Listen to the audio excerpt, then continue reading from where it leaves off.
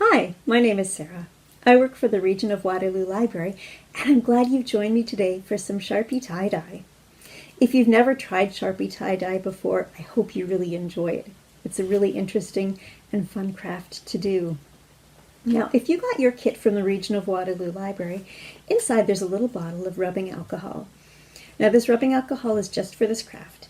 It's very poisonous, and so it's important that it stays away from your face and only goes on your craft materials. You also have a pipette or an eyedropper, a couple of pieces of fabric, 2 markers, and a couple of elastics. You'll also need something from home. You'll need something to cover your table, like newspaper or a piece of cardboard, or maybe a plastic tablecloth, something that will protect your work surface, because this is a very messy craft. And you also might want a glass, or if you have one, you could also use an embroidery hoop.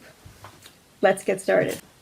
What we do first is we draw a design on our fabric. Now I'm going to set mine right onto my glass and hold it in place with an elastic.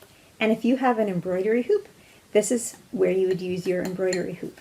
You want that fabric to be nice and tight across the glass. Make sure that you are using something with permission. All right, so then you take your markers and you draw your design. The more ink you put in one spot, the more ink there will be in that spot to spread. So if you want a small arc, use a small bit of marker. But if you want a larger amount, then you hold your marker in one spot longer, and that will put more ink in one spot. All right, once you're happy with the design you've made, take your pipette, and what you want to do is grab the top of it. The wider part of the top is called the bulb. Squeeze that, and it will push the air that's inside the pipette out. Then stick your pipette into your rubbing alcohol, let go, and the vacuum that you've created in there will suck that rubbing alcohol up into the pipette, which lets you carry it over and then squeeze the bulb to drip it out onto your design. Now, if you squeeze the rubbing alcohol into the middle of your design, then it slowly spreads across.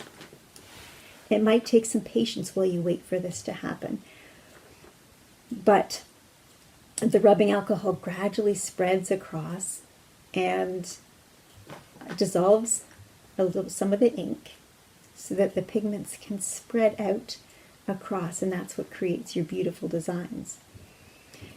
Now, depending on how much rubbing alcohol you use, your design might just keep spreading and spreading and spreading until it reaches the edge of the glass, which helps it to stop, or it might stop before it reaches the edge. It depends on how much you drip on there.